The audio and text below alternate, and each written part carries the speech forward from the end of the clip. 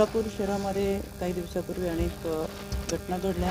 या घटना घडत असताना राज्य महिला आयोगाच्या वतीनं या सगळ्या घटनांचा पाठपुरावा केला गेला।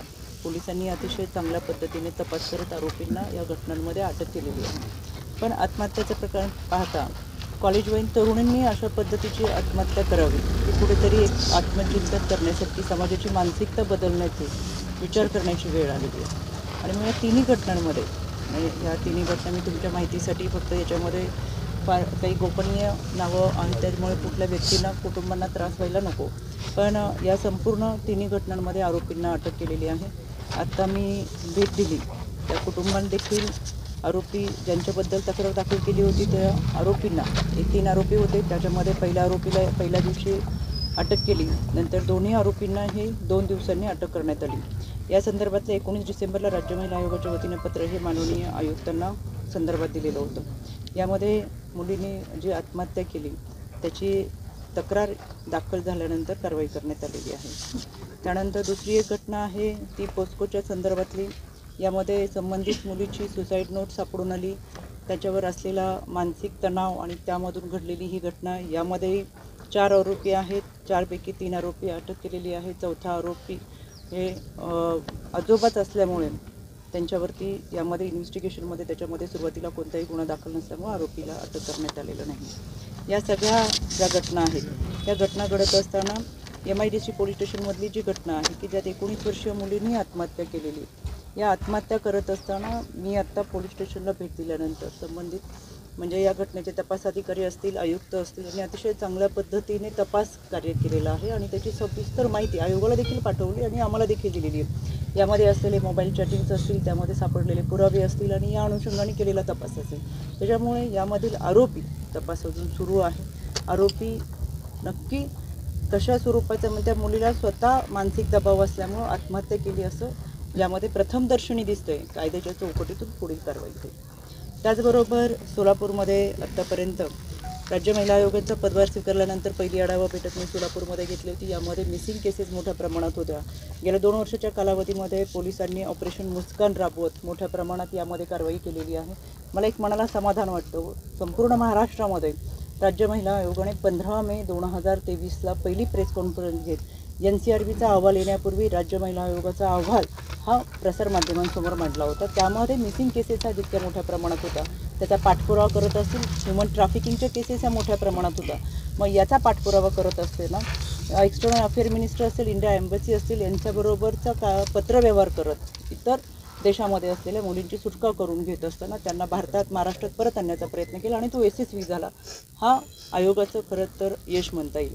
आयोगाने असाच पाठपुरावा हे महाराष्ट्र पोलिसांबरोबर केला आणि महाराष्ट्र पोलिसांनी ऑपरेशन मुस्कान राबवत त्या भागात असलेल्या शहरात असतील किंवा ग्रामीण भागात असतील त्या मुलींचा महिलांचा तपासासाठी ऑपरेशन मुस्कानच्या माध्यमातून चांगल्या पद्धतीची कारवाई केली आणि ते आपल्याला दिसतंय की यामध्ये मिसिंग केसेसमध्ये 431 महिला आहेत, त्यापेक्षा 366 ह्या मिळून आलेल्या आहेत। या मिळून आलेल्या महिला म्हणजे अतिशय चांगल्या पद्धतीने यांनी केलेलं कार्य आहे। काही अजून तपास सुरू आहे, ट्रेसिंगवरती आहे, लवकरात लवकर त्यांचा देखील तपास लागेल।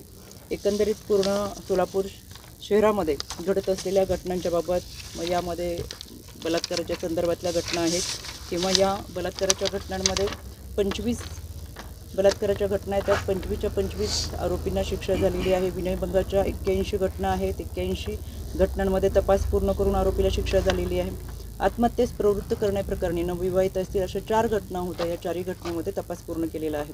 मग 498च्या असतील, 302 असतील, 363 असतील, 370 आणि 370 हरवलेले बेपत्ता या सगळ्या संदर्भात अतिशय चांगल्या पद्धतीचा तपास केलेला आहे।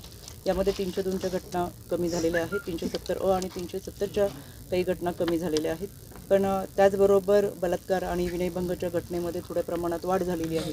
त्याच्यासाठी संबंधित पोलीस विभागाच्या संपूर्ण कर्मचारी आणि अधिकाऱ्यांबरोबर आज चर्चा करत एक चांगल्या पद्धतीचं चर्चेच्या माध्यमातून शाळा कॉलेजमध्ये बीट मार्शल, दामिनी पथक असेल, भरोसा सेल असेल यांच्या माध्यमातून कम्युनिकेशन गरजेचं आहे हे सिद्ध झालं। त्याचबरोबर ते करत असताना सोलापूर सिटी पोलीस हे शाळेच्या कॉलेज कॅम्पसमध्ये जाऊन मुलींचं काउन्सिलिंग करतात. पण आता त्याच्याही पुढे जाऊन गरज पडली, कारण की ह्या सुसाईडच्या घटना पाहिल्या की आपल्या लक्षात येतं की कुठेतरी संवाद कमी पडला की काय हा प्रश्न पडतो. त्याच्यामुळे आता मुलांचा आणि मुलींचा संवाद हा पालकांबरोबर जास्त झाला पाहिजे.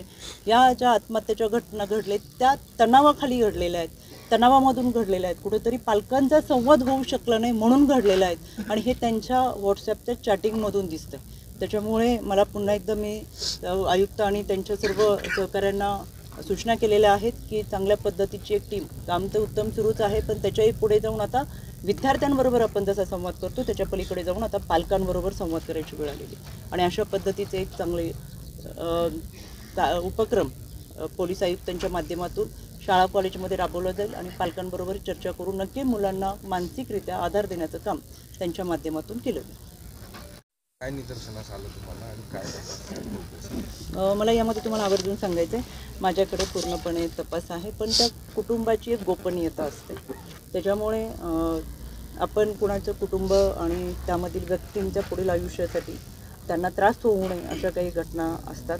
त्याच्यामुळे ही गोपनीयता पाळून या घटनेमध्ये आरोपीला अटक झालेली आहे. पण डिटेल्समध्ये जर पाहिजे असेल तर आपण ती माहिती तुम्हाला तुमच्या माहितीसाठी प्रकाशित न करण्याच्या अटीवर माहितीसाठी फक्त देऊ शकतो. बऱ्याचशा गोष्टी अशा आहेत की त्या गोपनीय पद्धतीच्या असल्यामुळे कुटुंबांना त्रास होणार नाही याची काळजी असते. या प्रकरणामध्ये पोलिसांना अर्ज संबंधित कुटुंबानं केलेला होता, मुलांचा त्रास आहे म्हणून. त्या संदर्भात पोलिसांनी काही कारवाई केलेली होती का, आणि केलेली असताना मुलांचा त्या आदल्या दिवसापर्यंत त्रास होत असं कुटुंबाचा आरोप आहे. यामध्ये पोलिसांकडे जेव्हा तक्रार दाखल झाली त्यामध्ये पोलिसांनी तिन्ही आरोपी आहेत त्यांच्या संदर्भातली कारवाई त्यांनी पोलिसांना ज्यावेळेस माहिती मिळाली त्यांनी संबंधित व्यक्तींना सांगितलं होतं की आपण तक्रार द्यावी. पण सुरुवातीच्या काळामध्ये तक्रार दिली तर समाजामध्ये साहजिकच कोणत्याही पालकांना वाटतं की एकदा तक्रार दिली की आपल्याबद्दलची बाहेर वेगळी चर्चा होते किंवा कुठेतरी एक वेगळा संदेश समाजामध्ये जात असतो. त्यामुळे तक्रार देण्यासाठी पालक पुढे येत नाही. पण तशा पद्धतीची तक्रार न देता एक अर्ज दाखल केलेला होता आणि त्या अनुषंगाने पोलिसांनी यासाठी कारवाई केली. अर्जावर जर पोलिसांनी वेळीच दखल घेतली असती तर ही घटना घडली नसती. विशेष करून जो व्हिडिओ होता त्यांच्याकडे, जो मोबाईलमध्ये व्हिडिओ वगैरे होता ज्यांनी ते पाठवलेलं आहे, ते व्हिडिओ ताब्यात घेणे किंवा मोबाईल ताब्यात घेणे अशी प्रक्रिया होणं गरजेचं होतं असं काहींचं म्हणणं आहे. ते झालं का पोलिसांना?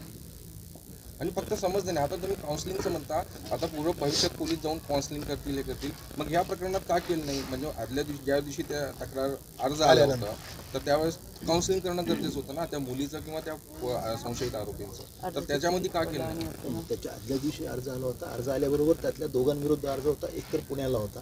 अर्ज वेगळ्या स्वरूपाचा होता. तो अर्ज असा होता की आमच्याकडे विवाह आहे, त्याच्यामध्ये काहीतरी अडचण येऊ शकते. तर त्याप्रमाणे एक तर बाहेर होता, दुसऱ्याचं लोकेशन अक्कलकोटलं होतं. त्याला बोलून त्याच्यावर कारवाई करण्यात आली होती. बरोबर, हे जे मॅटर आहे त्याचा गुन्ह्याचा आणि त्याचा ते वेगळे दोन सब्जेक्ट आहेत त्याच्यामध्ये.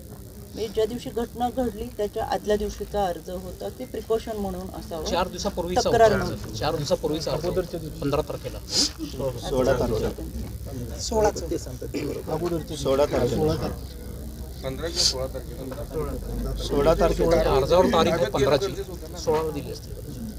त्याच दिवशी कारवाई करण्यात. नाही मॅडम, खरं जर कारवाई काय केली? कारवाईचं स्वरूप खाकीला बरेच जण घाबरतात त्या दाखवला तर ही घटना घडली नसती. फॉर्मॅलिटीज त्यांना बोलवणं आणि समज देणं हा नाहीये प्रकार. काउन्सिलिंग जो आहे पार्ट, या स्टेजला काउन्सिलिंग नाही चालत. बरोबर, असं काहींचं म्हणणं आहे. कारण इथं जीव चाललाय मॅम. काउन्सिलिंग पहिल्या स्टेजला असतो. या स्टेजला जर ते लग्नाच्या घरात येऊन दमदाटी करतात, वॉर्निंग देतात, मग अशा वेळी आपण काउन्सिलिंग कसं करणार ना? म्हणजे जीव जास्त वाट बघणार का? जीव गेल्यानंतर मग गुन्हा दाखल होणार, मग प्रक्रिया नाही. आपण जे प्रश्न विचारते म्हणून मी सुरुवातीला सांगितलं काही गोपनीयता बाबी असल्यामुळे मी फार काही आपल्याशी काही गोष्टी फक्त पत्रकारांनी त्याच्यावरती पब्लिश न करता तुमच्या माहितीसाठी काही गोष्टी असेल तर मी जरूर तुम्हाला दाखवते आणि ते तुम्ही पाहू शकता. पण सगळ्याच गोष्टी बोलण्यासारख्या नसतात. कुटुंबाचा पुढचा प्रवास असतो आयुष्याचा. आपल्यामुळे कोणाला पुढे जगताना त्रास होऊ नये, बदनामी होऊ नये हा त्या पाठीमागचा हेतू आहे. त्याच्यामुळे तुम्ही म्हणताय ते योग्य आहे, ही तुमची बाजू झाली. एक पत्रकार प्रसार माध्यम म्हणून तुम्ही अगदी योग्य आहात तुमच्या ठिकाणी. पण पोलिसांनी केलेला तपास आणि घडलेल्या घटना, त्यांच्याकडे असलेली माहिती ही जर पाहिली तर आपल्या लक्षात येईल की त्यांनी त्यांच्या पद्धतीने योग्य कारवाई केलेली आहे. तुमच्या माहितीसाठी मी ऑफ द रेकॉर्ड तुम्हाला दाखवू शकतो. महिला आयोग म्हणून आपण काय दखल घेणार का? हे आम्ही मीटिंगमध्ये छान छान झालं हे सांगण्यापेक्षा त्या मुलीने अर्ज दिल्यानंतर पोलिसांनी काय कारवाई केली किंवा काय केली नाही? राज्य महिला आयोग हे नाव महाराष्ट्रात याच्यापूर्वी कधीही तुम्हाला माहीत नव्हतं. आयोग हे नाव तुम्हाला आत्ता माहीत झालं 2 वर्षामध्ये. राज्य महिला आयोगाने 19 तारखेला आयुक्तांना पत्र पाठवून कारवाई करण्याच्या सूचना दिल्या, पाठपुरावा करायला. आणि मी स्वतः आयुक्त तपास करत असताना, त्यांचे आयोग तपास करत असताना आयोगाचे अध्यक्ष म्हणून मी स्वतः या ठिकाणी आले. तपास पूर्ण झाला, आरोपी अटक झाले, तरीसुद्धा आम्ही आलेलो आहे. महाराष्ट्रामध्ये आजपर्यंत अशा पद्धतीने कारवाई होत नव्हती. तशा पद्धतीचं काम ह्युमन ट्रॅफिकिंगच्या केसेस इतर मस्कत, दुबई, ओमानमधून परत महाराष्ट्रात घेऊन येण्याचं काम करतो.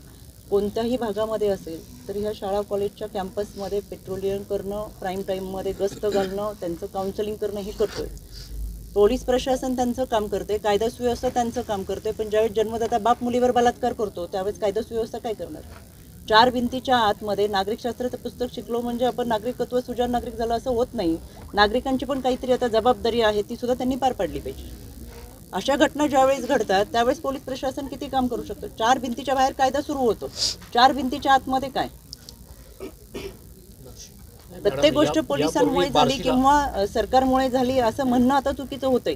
आता आम्हालाही 4 पावलं पुढे आलं पाहिजे. राज्य महिला आयोगाने दुसऱ्या लगेच कारवाईच्या सूचना देऊन कारवाई केली. त्यांनी आम्हाला रिपोर्ट केला, आरोपीला अटक केली. याच्याही पलीकडे जाऊन मी परत वारंवार तुम्हाला सांगते, काही गोष्टी अशा आहेत की ज्या आम्ही तुम्हाला सांगितलं तर कदाचित तुम्हाला कॅमेरे बंद करावा लागतो. दोन्ही बाजूने आता संवाद हा पालकांचा पण झाला पाहिजे विद्यार्थ्यांबरोबर. आपलं पाल्य आणि त्याच्याशी संवाद. काय हिस्ट्री सीटर वगैरे आहेत का आरोपी? पूर्वीचे काही गुन्हे वगैरे आहेत का? कसे? नाही. बार्शीमध्ये यापूर्वी